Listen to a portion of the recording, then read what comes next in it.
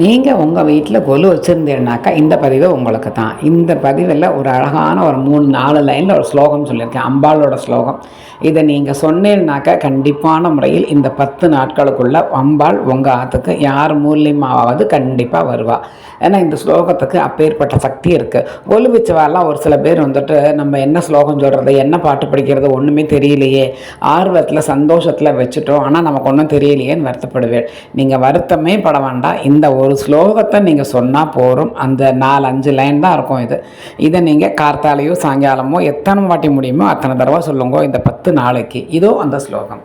ஆத்தாளை எங்கள் அபிராம வல்லியை, அண்டமெல்லாம் பூத்தாளை, மாதுளம்போல் நிறத்தாளை, புவி அடங்க காத்தாளை, அங்கையில் பாசாங்குசுமம் கரும்பும் வில்லும் சேர்த்தாளை, முக்கண்ணியை தொழுவாருக்கு ஒரு தீங்கில்லையே.